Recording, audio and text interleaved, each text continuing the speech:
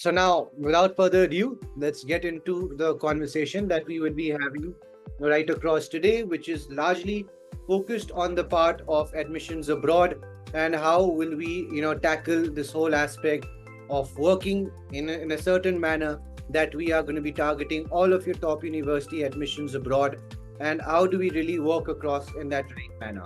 So I'll just be starting across with you, and we'll be going firstly into the introductions of the organization Let's Unbound, after which I will run you through my own introduction. And at the end, we are really targeting to close the conversation with how does Let's Unbound work with students and help them achieve that eventual target. Firstly, with the introduction, Let's Unbound is a global organization. We have got footprint in more than 25 countries. We have worked with more than 4,000 kids, and a very important aspect about our description is that we have got more than 125,000 hours of mentoring or teaching session. We've got a very good global rating of 4.9. Initially, the organization years ago had started across as a skill build company, which had focused very heavily and invested very heavily in various kinds of skill developments that eventually do become the cornerstone for your application. And then over the last years, we have gone across in creating our complete wing when it comes to admissions abroad, narrating and curating the story, piecing through all of those various elements that for years we have created as our own specialized skill set, which is helping kids create various kinds of skills within maths, finance, English, all of your academic subjects that are actually the cornerstone for admissions along with the whole narrative setting itself. So that's what Let's Unbound is all about. Moving across to my own introduction, I'm Faraz. I handle admissions, international admissions. I have worked 12 years within the realms of consultancy, within finance and education. Within finance, I've worked with Citibank, Standard Charter, and also Reliance General Insurance. In education, I have partnered across with Crimson, Added Education. Both of these companies represent a very different route when it comes to admissions, with the later being much more sports driven and the first one being more attached into the academic routing of US education. Within our session today, our largest focus will remain on Ivy Leagues and top US colleges, with even giving you the overall understanding of incomplete admissions abroad. So we'll just like to move across and try to set the narrative in which we'll be having our discussion, which is trying to give the kids an overall idea of how you should be now tackling your coming years. I think all those kids in grade 9, the next 3 to 4 years, and so forth and on, with 10th being then in 3 years, 11th having typically a year to this application process. And as you understand, all of the kids today in grade 12 are already in the middle of their application process, where those early decision cycles had started on 1st of November this year already. Now, one of those key elements that you would see are your batch names. And it's, I guess, a very good point for us to really set the narrative or tone for our conversation today. You can see all of those kids that are applying in the year 24-25, going for their undergraduation in the fall of 2025. Their batch names are always referred to as batch of 28-29, or even all of those batches you could see for grade 11 kids, for grade 10 kids, for grade 9 kids. They're all named as per the year of graduation, the year when they are passing out.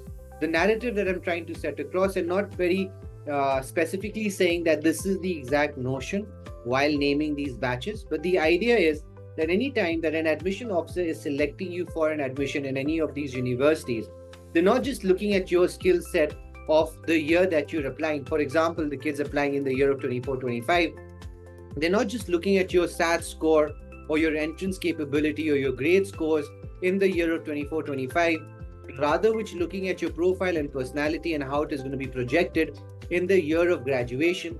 How do you really form part of this whole overall batch which they're selecting in a very curated and individualized fashion?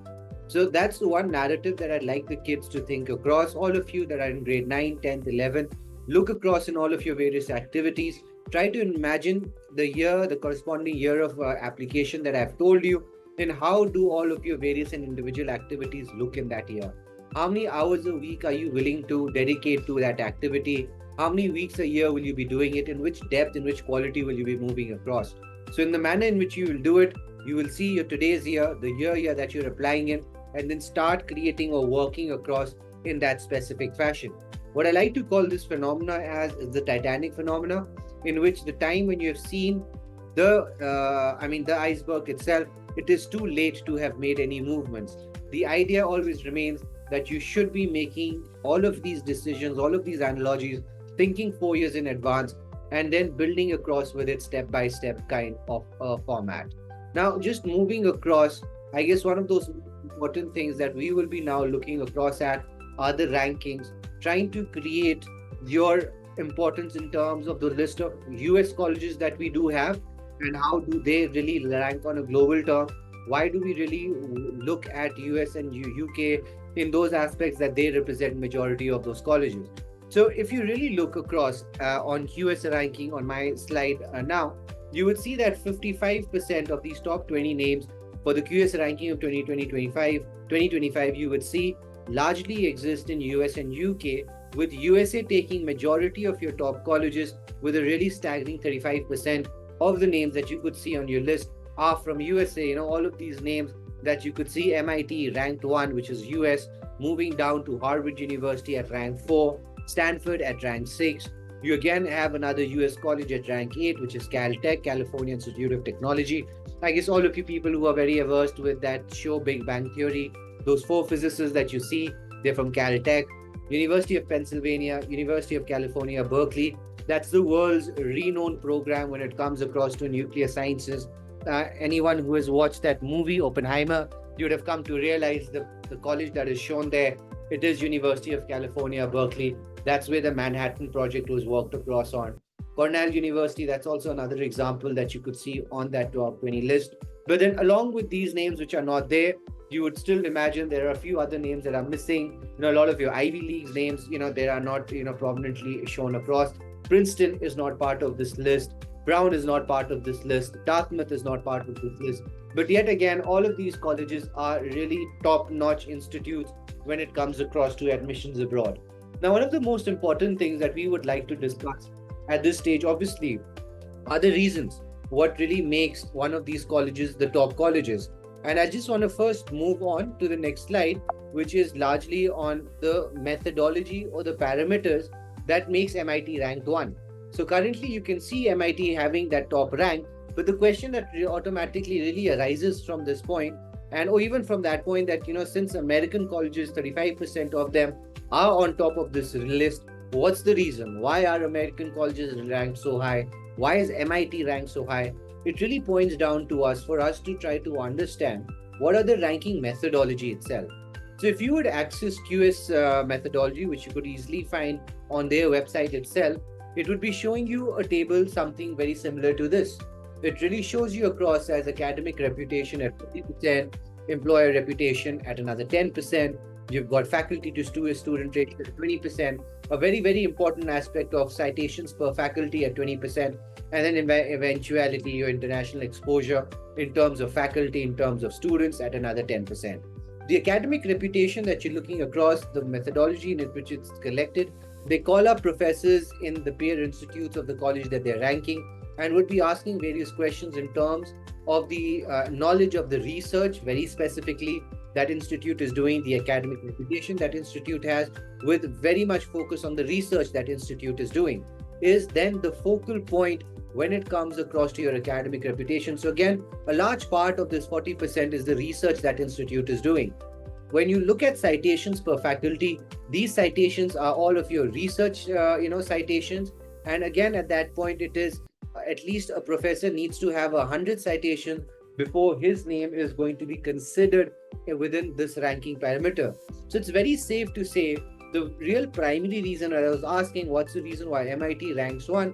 Very safe to say that, their projects as Project Mac, which is a multiple access computer, which they launched back in 1963, has been the instrumental program in development of time-sharing system that has laid the foundation for the modern computing and artificial intelligence research that you see.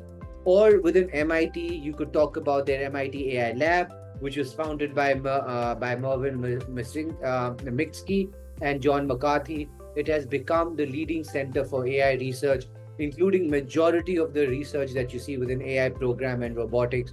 If you look at digital computing, the whirlwind computing, which is one of the world's first real estate computers, which has been under development since 1940s and 50s. And I'm really talking about research that has been constantly happening in all of these institutes for the last 50 years, 60 years. You look at that top 10th institute, Caltech, their planetary science researchers within the Gel Propulsion Laboratory, the JPL, which is actually managed by NASA, for NASA by Caltech, and it is actually responsible for your numerous space missions, including the one that went into Mars rovers around their Spirit, Opportunity, Curiosity, and and the Perseverance ones, and the Voyager probes. All of them were actually spearheaded by this JPL program, which is there at Caltech. So the vast majority reason why all of these institutes are ranked one or have that ranking in terms of going back to the slide, in terms of MIT, in terms of Caltech, it really boils down to the work that these institutes are doing at their post-graduation level. And that's a very fact point, again, just to get to that aspect, that research that we're talking about, the reason why MIT is ranked one is largely on the basis of the research that all of these institutes have done on their post-graduation level or PhD level. Now, really to set in the tone of our conversation today, that was the whole logic behind it. I wanted to start across by firstly saying that even though we have selected this whole topic of Ivy Leagues, we have selected the topic of top colleges, but how do we really define a top college? Does getting admitted into a top college really mean admitted to an Ivy League? Or does it really mean getting admitted into a top 10 college? Absolutely not. If you look into the QS ranking, the rankings are based on a factor that is a post-graduation factor, while on the other side, if you really look across Ivy League as a factor, it's a group of 8 colleges that put together to play sports. Now, in both of them, what I'm trying to point across at, it is an easy decision to say that, yes, I want to apply to an Ivy League college. It's an easy decision to say that I want to apply to a top 20 institute. But the real tougher question starts to really crop across when you move into the realms that why do we select which of those top 8 colleges? Let's suppose, what is the difference between a Cornell versus a Harvard? How do you really differentiate a UPenn from a Princeton? How do you make this decision? Do you go into a Dartmouth college? Do you go into a Brown in that specific question? And this is the crux of our conversation today. How do we select our colleges? How does a US admission officer typically select you? How do we put in across our application? These are the real crux of those aspects that we'll be covering across on. So I think the first thing that we'll be looking across at is, this one definition that we have been using. There are multiple ways that we could, come across and speak on it. It's a multiple facade, one way to actually define it. A very different way, which, definitely I'll say it's not as per the English dictionary, but this one word which we call well lopsided. What does well lopsided mean? Lopsided on its dictionary means that there is one aspect within your profile that has got a more balance much more balance, or let's say a disbalance being created at. So what is this disbalance that I'm trying to really portion, or let's get your focuses across on? It's something to look at this disbalance in the form of letter T, where you've got this one stroke that is vertically aligned, largely the rest part of your application being horizontally aligned. And that's why we call this a lopsided profile, where one of your various inclination is higher than the various other activities that you're showing. And that's how we really term that concept well, that it is well lopsided. You've got interests in different areas, but at the same time, you've got a strength in which you could show across at. And how do we really define this? I'm sure you guys would have heard about this one very famous saying, a jack of all trades is a master of none. And I know it's been used quite loads often without actually making the complete statement. The complete statement is a jack of all trades is a master of none, but oftentimes better than a master of one. And this is the crux of trying to understand the multiple facade profile, well-balanced profile, a well lopsided profile. All they're really trying to point out is that it is better to be a jack of all trades, along with that having a speciality in one specific area.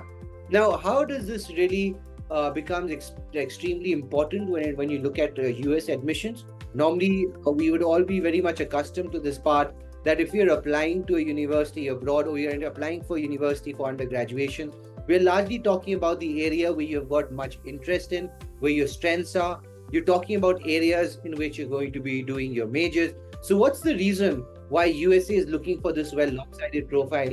It's looking for an area of interest. It's looking for areas beyond that.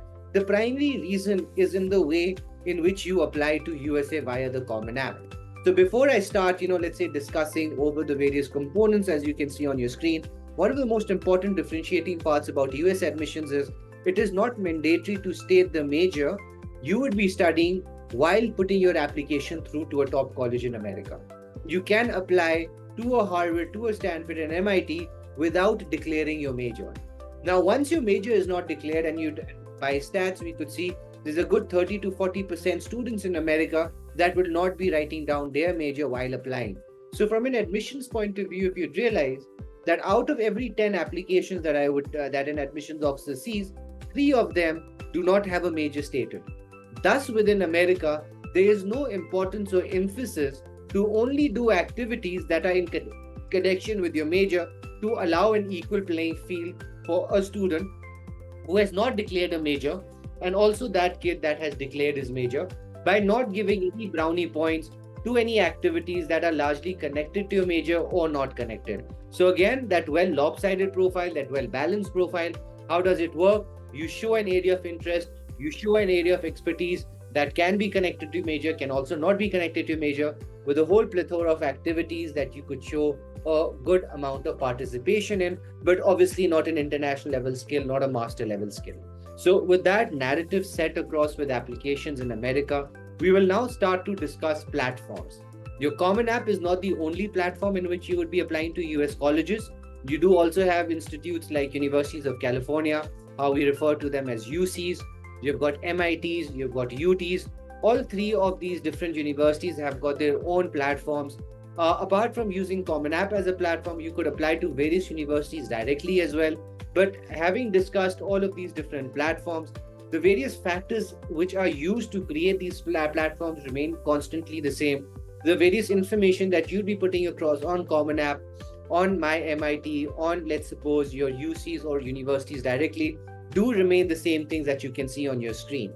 And very importantly, I have laid them down as a process in a way that it makes it very important for you to recall all of these various factors and also to really put their importance one after the other, or also to tell you the flow of how an admission officer is typically thinking while this admission cycle is running.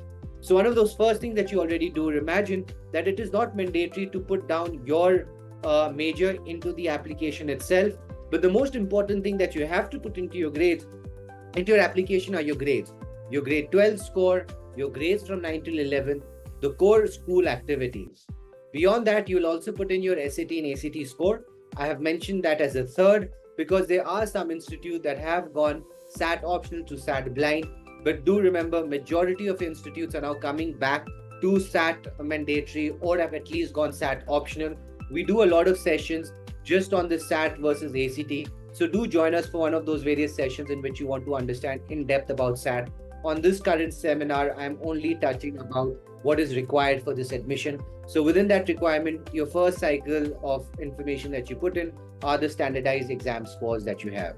After this, you will be putting in 10 activities. These are very specific 10 activities that you need to show across that you have been doing since your grade 9 score, moving across to grade 11, 12 of your application.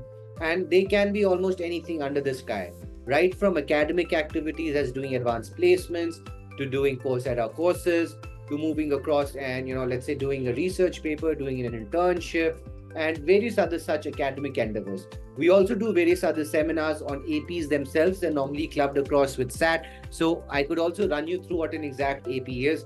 But just for that explanation, it is another course which is offered by College Board, the same company that does SAT. And it allows you to experience US college level courses, attempt them today in grade 10th and 11th, use those grades also as a part of your academics, also as a part of narrative. And they also do help you in getting some college credit courses completed before you even start your undergrads. So just going back to the point, you do show across your strengths in those 10 activities, which can be academic, non-academic. Non-academic can be anything between music, sports, arts, humanity, performing arts, public speaking, very important component, community service. All of those various activities will help you create those 10 activities that you need to show across. You need to write the hours a week that you do this activity, the week of and the weeks of year. Have you done this? Have you started this activity in grade 9, 10th, or 11th? So with these 10 activities, you then move across to the personal statement, which is also called your Common App essay.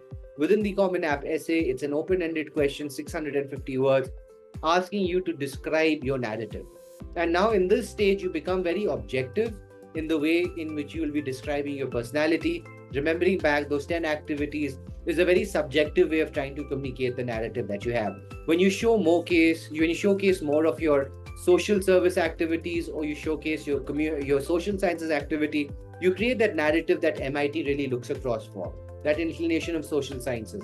Within these 10 activities, if you're speaking a lot of leadership, you show that narrative towards leadership, what Harvard is looking at. After those 10 activities, as I was mentioning now within the personal statement, you start speaking in a much more objective way, saying that since you did those various activities, this is the effect that those activities had in your personality. And then you're trying to describe again your personality using those activities in a very open-ended question. You move across from there those university-specific essays. What are these university-specific essays? Just to run you through in that aspect, you can see a couple of these examples. Harvard has, would ask you to define an essay, describe a barrier or obstacle you have faced, and discuss the personal qualities, skills, insights you have developed as a result. Top 3 things your roommates might like to know about you. Harvard has a long recognized importance in enrolling a diverse student body. How will the life experiences that shape you who you are today enable you to contribute to Harvard? If you look at something as a Cornell, again, a very simple way of asking your profile.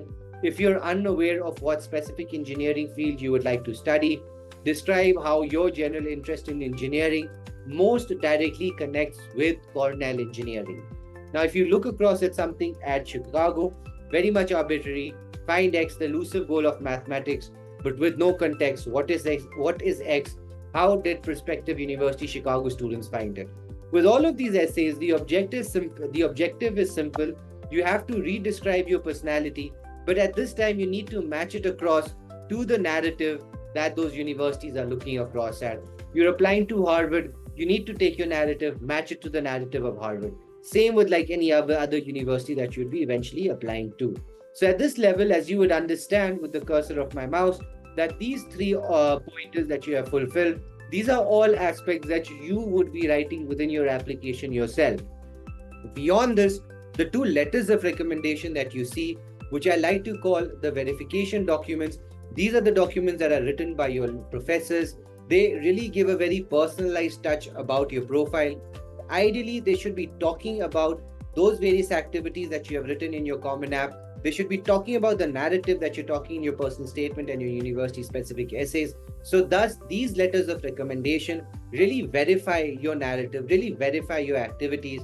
The way you have gone and described your own personality across these 2 aspects really comes to life when the teacher again, describes you in that same kind of narrative. So that's one document or one set of documents that the student himself does not write, and the only set of documents that would be submitted that are actually not done by the student themselves, but a mere representation of the student being written by someone else. Do really have this important part on it. The important part is the description of the student rather than the designation of the person giving it.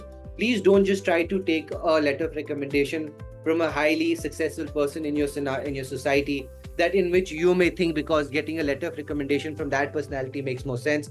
And actually what I want is a much more personalized letter of recommendation, regardless at the status of the person who's giving it. Because do remember, you are going for the application, not the person who's writing the letter of recommendation. So the more personalized the letter of recommendation is, the more quality that will shine. So those are the documents that need to be submitted to your top colleges, to an Ivy League institute. How do you do it? The datelines that you do it. 1st of November is your early decision and early action. What does early decision mean? Early decision means that if you have been accepted on the application, the way you have put your ED, you cannot go to any other college. So for example, you put in an early decision application to New York University, that's rank 40 to 45. You put in an early action application to a Stanford University, which is rank 1 to 5. At the end of the day, both universities accept you. You need to go through with your NYU decision, or you will have to forfeit admissions for the year. So an early decision application is a binding application. On the other side, an early action is an open one. You can also go ahead and reject this. Why do students select this slot in application? Because the fraction, which is your probability of admission, the denominator is the total number of applications. The lower the total number of applications become, the higher chances of probability that you have to get admitted. Thus, a lot of students do use this 1st of November application. They get into preparation very early. They have their documents and their SAT scores and their letters of recommendations, essays, and personal statements ready at a very early stage. What these students do is they work on their personal statements right from grade 9, 10. They work on their relationships with their teachers right across from grade 9, 10. So by the time the year of their application comes, as I had also shown you in those on that last slide, when your year of application comes, that year of, let's suppose, September or October, you're only working on the final drafts, just crossing the T's and dotting the I's, so you could make your application before the 1st of November. After this cycle, the next cycle that runs, all of your regular applications are 1st of Jan.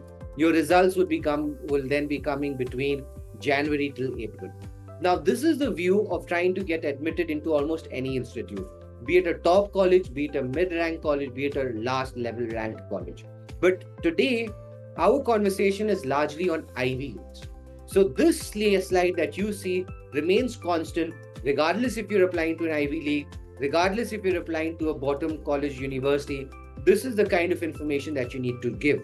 If you really think about Ivy League admissions, it does not differ from your side of the table, because your side of the table, regardless if you're applying to a top college or a mid-tier college or a low-tier college, the information remains the same. What does really start to change is how does an admission officer evaluate your profile? How does a Stanford admission officer, how does an Ivy League admission officer, an MIT admission officer really take all of this information on your screen, bifurcate it into 3 different headings, and start to allocate different weightages? So as you would see in any top college in USA, this is the overall kind of methodology that is being used. We take the all of your various components and divide it into 3 different components, where academics itself does individually take the highest amount of, let's say, mindshare, 40% weightage does drop onto your SAT score, your ACT score, your grades from 9th till 11th, and eventually your grades in 12th itself. All of those various factors combined, that's your one academic aspect. Activities that you do in your school are weighted at 40%. And if you see on an individual aspect, it is one of your highest components. Now, after this 40%, any top institute will put 30% focus on those 10 activities that you'd remember I had shown you. These 10 activities are actually valued at 30%, this 30% that you see here. So what does that mean? Your academic activities beyond your school. If you want to become a doctor, have you done courses on Coursera? Have you taken APs, as let's suppose AP in chemistry and biology and psychology? Have you done a research paper? Have you gone ahead and done some internship? So all of those various activities are academically oriented, but are beyond the scope of a school curriculum. They're beyond your IB curriculum, beyond your CBSE curriculum. So those kind of academic activities start to formulate this 30%.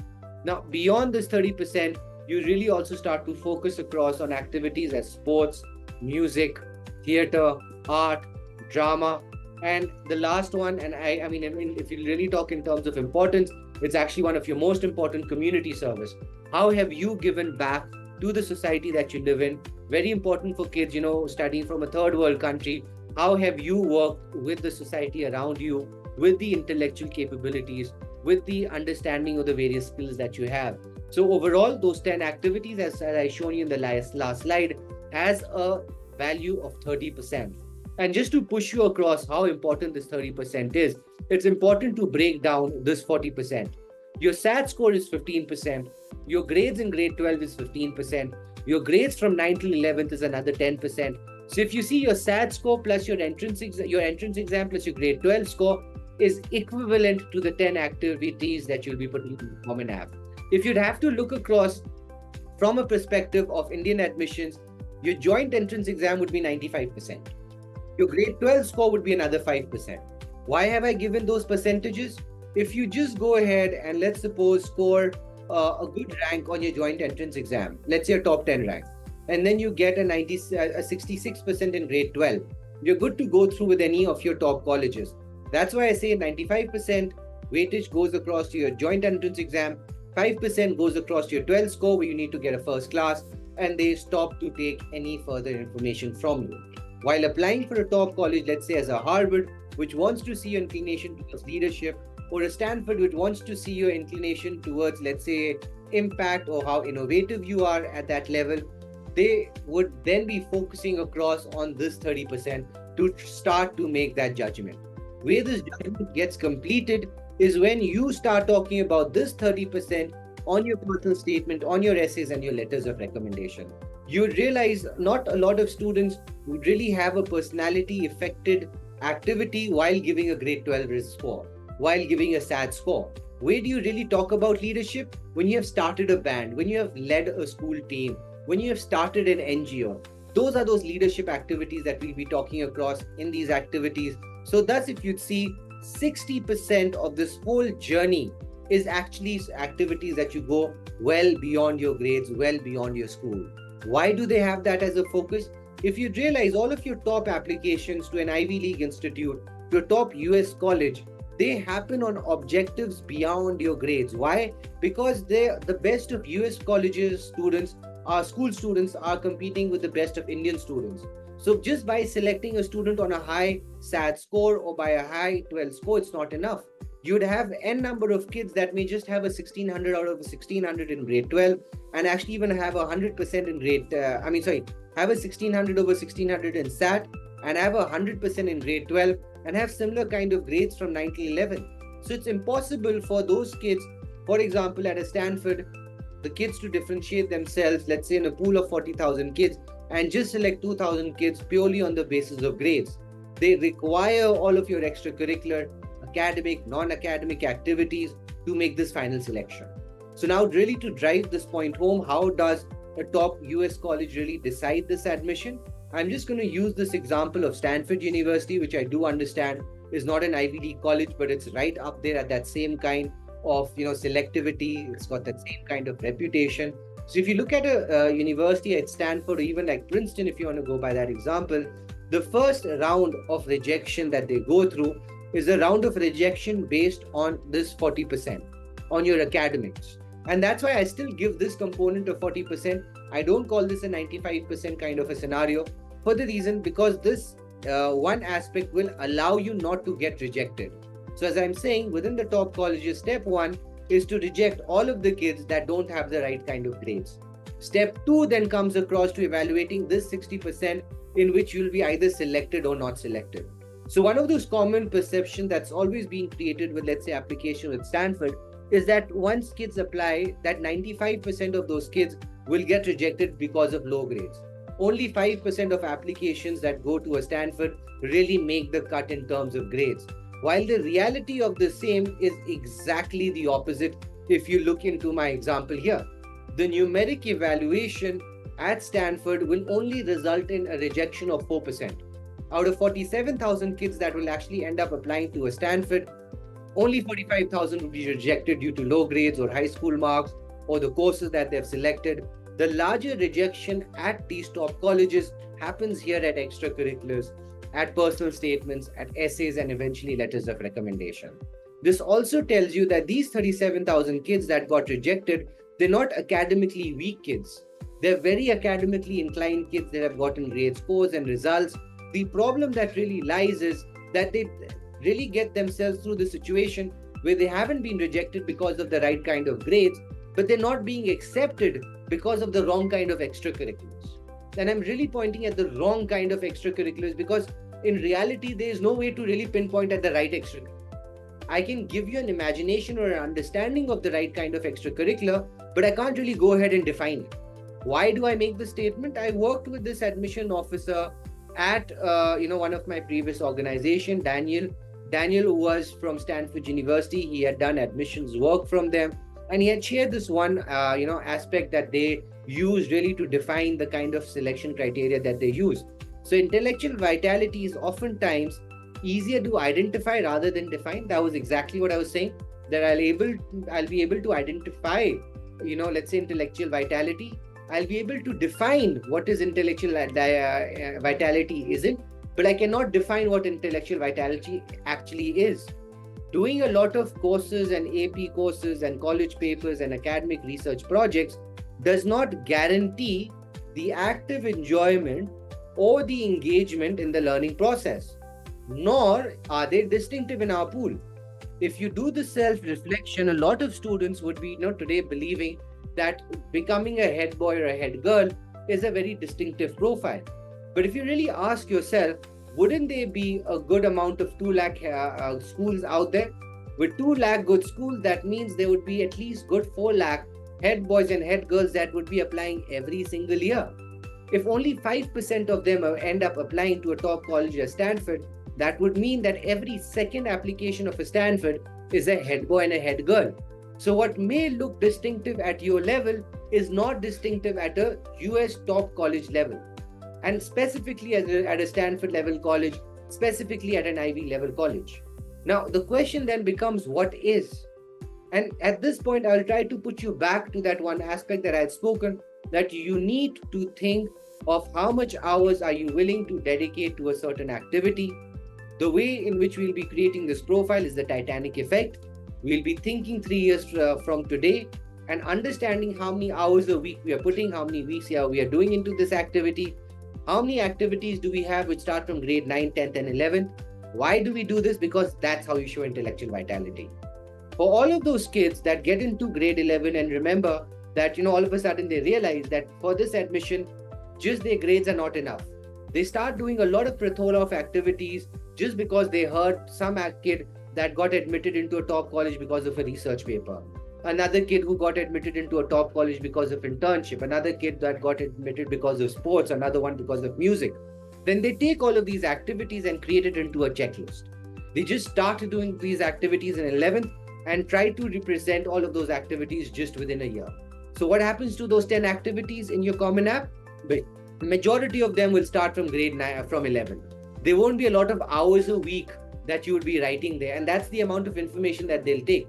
They will take how many hours a week do you do this activity, from which grade have you been doing it, and the more 11s you have, the more lesser amount of hours you're able to dedicate to that activity, the lesser intellectual vitality that you're trying to show to that activity. And that's how they'll compete a music inclined kid towards a sports inclined kid. To regardless whatever, let's say interest that you're showing, but what is the level of dedication, the amount of hours you are willing to spend to strengthen that activity that you're trying to show, which can be related to your major, which also cannot be related to your major. Just to really put an example through, a student that we worked with in Bombay, she used to travel to Dharavi every weekend, collect reports from expecting mothers in their second trimester, continue to do so till the baby is born and is of 6 months. Eventually, she wrote a research paper to understand the core relationship between malnutrition and miscarriage.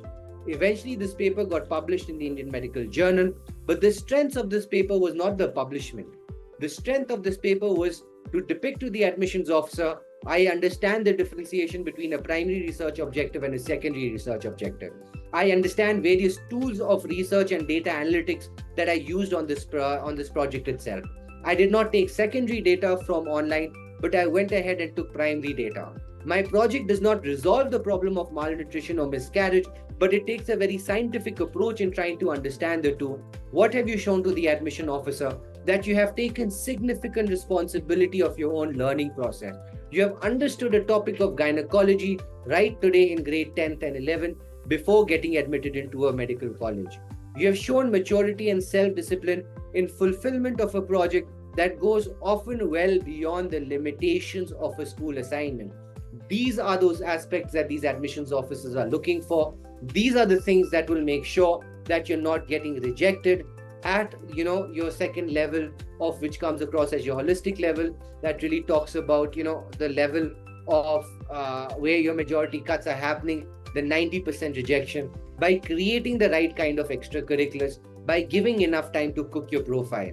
Once you have done that, you use your personal statement to speak about the experiences that you have derived of those extracurriculars. You again speak about the experiences that you derived from those extracurriculars and how those extracurriculars and experiences are relevant to the eventual application that you're applying for.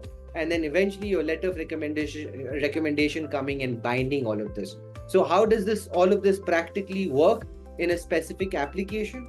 So if you see how does an admission officer will go through the cycle of all of these documents, he will look at your grades. That's, as I said, this is the stage of rejection. You've got the right kind of grades, you don't get rejection. He won't go to the 10 activities immediately, but he will read your hook statement. He will try to understand, does this overall application make a lot more sense? Because do remember, a successful application is going to be studied for 3 to 4 minutes. Unsuccessful, a rejected application can get rejected under 30 seconds. So the first level of rejection happens here. The grades are not right. That doesn't happen. We move across to your personal statement, the hook statement, the first paragraph. If that paragraph becomes enticing enough, the admission officer reads these 10 activities. He understands what kind of overall subjective styled narrative that you have. Do you have a narrative, some going towards leadership, some going towards impact, innovativeness, but not something in a very specific direction? The admission officer comes back at the satisfaction of these 10 activities to your overall personal statement. It will try to understand what kind of activities that you have showcased here are being talked across on your personal statement. Once your personal statement goes through, it looks like the right kind of personal statement. They will then read your narrative, but now at conjunction with your university via the university specific essays. When they take your personal statement that they have read or have tried to deduce through those 10 activities, have read very objectively in the personal statement, do they match across to the university that you're applying to? If at this level you also get a tick, that means your 10 activities are in line with the personal statement, which is in line with the university essays. I will put the whole application aside. I will pick up the letter of recommendation, cover the name and read the document. If it comes up to an understanding that this letter of recommendation has been written for this profile, your application is good to go. You can, go through with the applications, move into the interview. Why? Because the way you described yourself as a personality, your teacher has gone ahead and has given the same exact description. You spoke about the hours that you have put into your guitar. Then you spoke about an event that you had done. You spoke how did that event left a profounding effect on your nature, and how does that effect on your nature makes your nature much more suitable for that university. And then your teacher went ahead and really, let's say, collaborated or said, yes, this activity is true. I did see the student participate in terms of leadership, in terms of music, and as speaker spoken about those letters on those activities through those LORs. What that has done, it has made your letter of recommendation extremely personalized and has also removed the requirements of certificates to verify if this activity is true or false. So how do you, in that nutshell, apply to a top US college? Not mandatory to write down your major. Focus on the strengths that you have. Create a list of 20, 30 different activities. Over the years, keep on, coming or fine-tuning or coming down to your 10 different activities. While you're going through with this whole experience, do remember to treat the personal statement right in grade 9, 10th and 11th as a dear diary which keeps on updating. You did activities in grade 9 extracurriculars that would eventually be forming here. Let's say a list of 30, and you spoke what you felt about while doing them. The next year you did not do 30 activities, but you did 20. But then you again spoke or did reflective sessions in what was the outcome, what was the effect that you had with those 20 activities. Once you get to grade 11, you really shrink down to 10 activities. You again update your personal statement. For example, the first draft spoke about local competitions at school level. By the time you get to your 11th and 12th personal draft, you talk about an international Olympiad. You talk about an international MUN. You're basically graduating or even developing or updating your personal statement right throughout the years. Throughout the years of 9th, 10th and 11th, you're speaking to your teacher that I'm doing this activity. This is my output. This is the kind of narrative that I'm thinking across. So what you're doing, you're subtly communicating your narrative to the professor that would be eventually giving your letter of recommendation. So at the end of the day, once you're submitting all of your document, it creates a very good narrative right across, and that's how majority of your applications go through. Now I'll be quickly moving away from your, let's say, your US admission, touch base a little bit in terms of your UK. You could join of our other admission systems as well, or our webinars as well, that will run you in extreme depth when it comes across to your UK application. But I will still now touch base on your UK. I will skip this one slide that you could see. I've just allowed some people just to just have a quick read of it, your SAT versus ACT. But as I've said numerous times just now, that if you want to understand about SAT and ACT, within this month or next month, we will be conducting much more workshops on this topic itself. We have a lot of documents that you could read on this topic itself that could, take you in depth of SAT versus ACT. But today with our webinar, we will quickly move across into UK itself. So before I do, I'll just take a bit of liquid to quench my throat.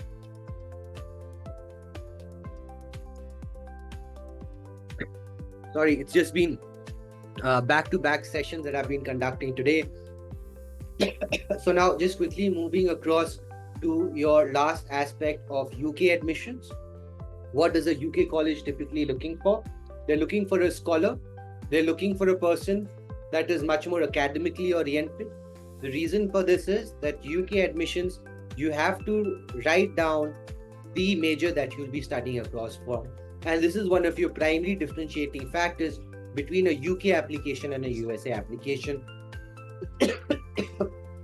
The aspect of writing your major in a specific application itself. So what they really look across for is a scholar kind of a kid.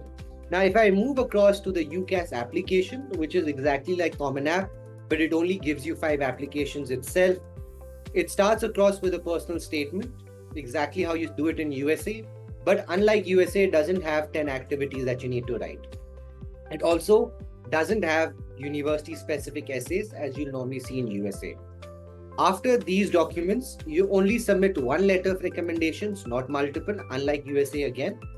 In UK, because you have, given out the major that you'd be studying, you do write down their scores, but then you will only be writing the score or that exam that is much more closely correlated to your admission. You're giving medicine, you write UCAT. You're giving law, and applying for Cambridge, you give Cambridge Law. You're applying for other colleges, you give LNAT. So dependent on the college and the degree that you're going for, within UK, like India, your entrance exam varies. The UCAS application only gives you 5 applications, unlike USA, where you could make 20 and even n number of applications going into different portal. Overall, within UK, you'll be getting 5 applications through UCAS. The important deadlines that you need to look across, it's 15th of October and 1st of October. 1st of October is your deadline for medicine in Oxford or Cambridge. 15th of October is your medical applications everywhere across in UK.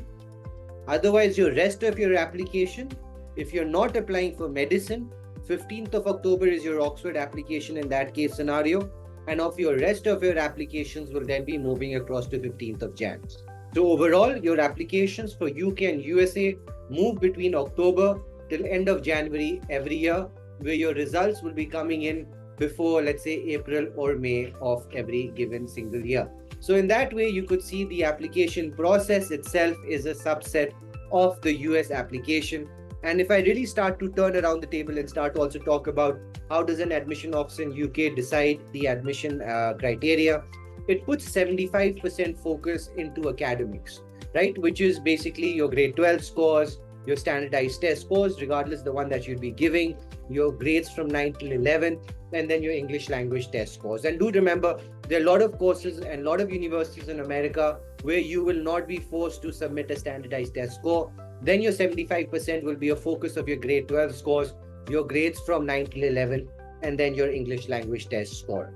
And then eventually your supercurricular and your leadership activities. We don't talk about extracurricular activities in UK because your application comes with the major. They're only interested in the activities that are major oriented, that connect you to the subject that you will be studying in US colleges. And they will hardly look into activities that really go beyond the major that you'll be eventually studying in any of those colleges there. So do remember that one part, it is super curricular oriented. You want to apply to computer science, then talk about coding, talk about mathematics. There's no point about talking about music and sports.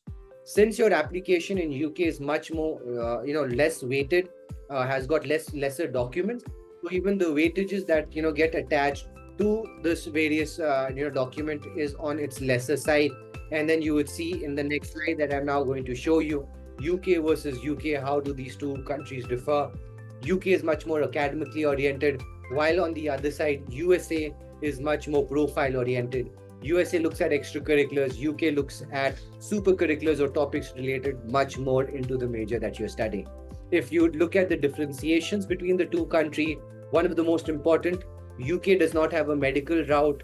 Sorry, USA does not have a medical route or a law route if you want to study medicine or law at an undergraduation level.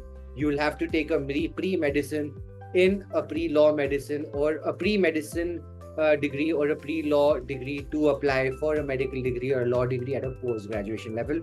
On the other side, law and medicine covers that same path that you're aware in India, where you do an LLB degree, where you do a MBBS degree, and then you would be called a lawyer or a doctor right at the end of that undergraduation degree. Otherwise, the common aspects between the two countries are quite a lot. Unrivaled resources to your professors available to students, global reputation, location, extensive alumni faculty, low student to faculty ratio, and and access to elite graduation, which in India we call post-graduation and internship opportunities.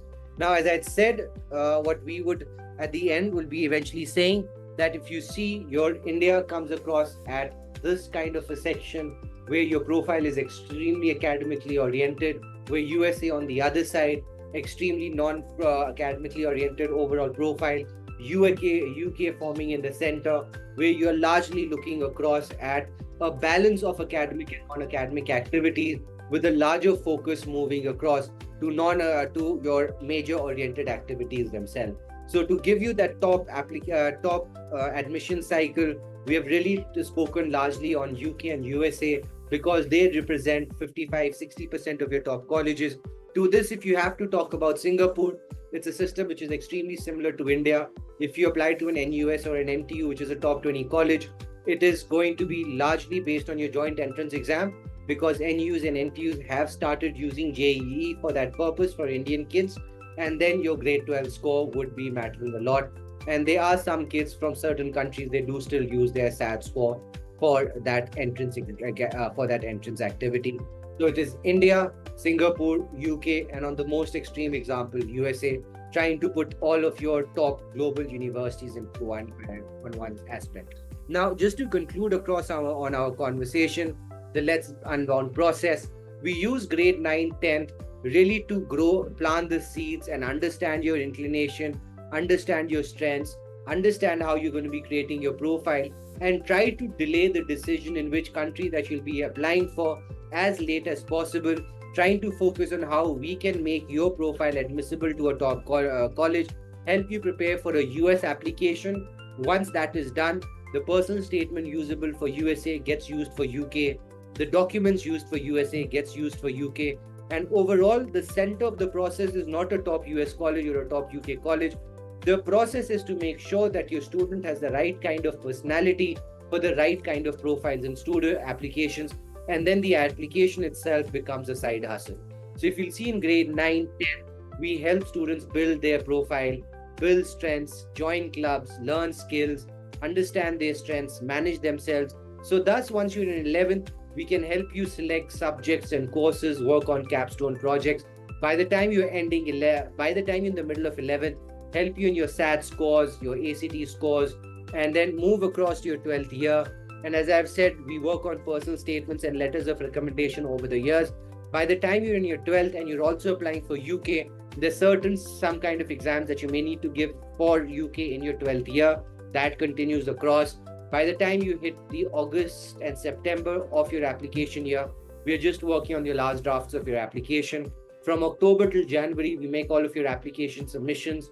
Jan till March, we sit down and we work and help you select the right kind of universities where you've gotten the positive result from, and then conclude with the visa work. So starting the kid in understanding their strengths and interests, going all the way up till the visa kind of activity that would be required. And to conclude my session today, I would be sharing across these various links that we do have in terms of our Beehive website that we do use. We would be putting a lot of this information out that I shared across to you about Common App, about components on Common App, about various other such activities in terms of newsletters. What I'm just doing now, I'm opening the chat box and I'm dropping them down. You could use these links to access them, and also increase upon your information when it comes across to admission. Along with this Beehive, I'm also dropping you this one link of a student that I had personally worked with.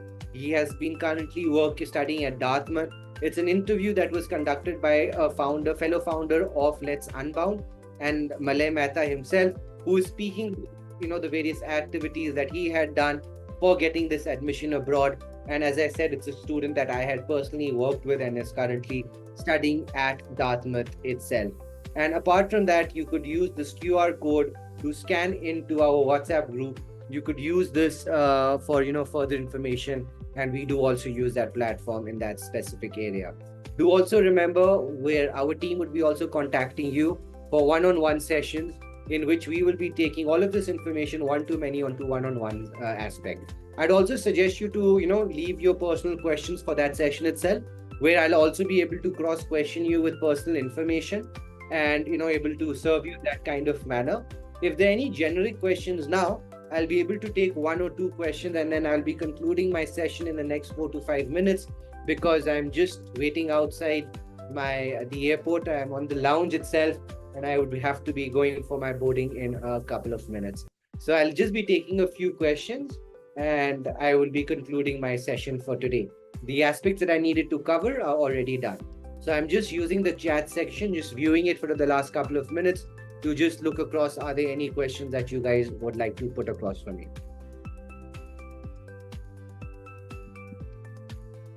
Sure. So I'm just stopping my presentation. I'm just still waiting for a couple of questions. If there are no questions, then I would conclude my session for today. Right, so I've just stopped the share. I'm giving out a couple of more minutes just to make sure that you have enough time to post in questions on the chat section. If there aren't any, I would be then stopping the question itself.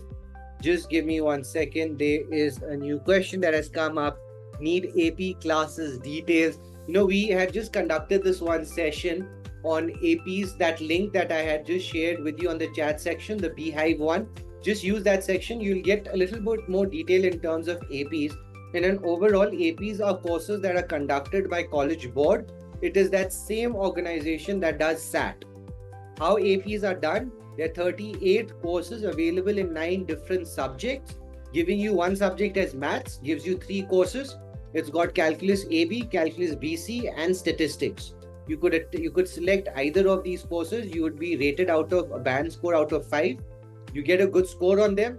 You show the admission officers either an extreme interest in this area, or for example, you already have maths, you have picked up geography as an AP. It shows a multiple interest in different kind of subjects in that specific area itself. And at the same time, would help you to do a couple of college credit courses. How it can help you on a personality level, on an extracurricular level, we'll have to connect one-on-one for a conversation. But that's the kind of narrative that gets created with APs. I hope that answered, but if you want further detail, Subhatra, I'll really suggest you please go in for that one-on-one session, and we'll also be contacting you. We could then really take you in very detail of how this AP works. Are there different courses for doing medicine in USA? Yes, very much. You could do a plethora of different courses: Bachelor of Science in Biology, in Chemistry, in Psychology, in Forensic Sciences. There's this one degree which is also called Pre-Medicine itself, which is basically a merger of various topics of chemistry and biology and psychology. So there are various different courses that you could take, which will be your precursor before you will apply for your MCAT, which is your entrance exam for your post-graduation in medicine. Right, I'll take one more question as I had promised. I've done 2. The third question is, what about a business management course? Now, a business management course is not something that I really highly recommend. And you are really hearing this answer from a person who has done a BBA degree. The reason for that is a management degree is a professional degree, which makes much more sense to have done at a professional level. Once you complete a professional level on the triangle, or let's say the hierarchy triangle, you join at a middle level or a higher level. Every time after an undergraduation level, you will join at the bottom of the pyramid. At this level, it is very important to do a technical degree because the first job that you will get will be a technical one. See, a business administration degree really points out that you'll be administering a department. While the fact remains, even if you do Stanford and you join a company like Apple, they're not going to make you the head of department. You either are supposed to know how to code, so you could go in the computer technical side, or you should know finance and economics, so you join the economics or finance side.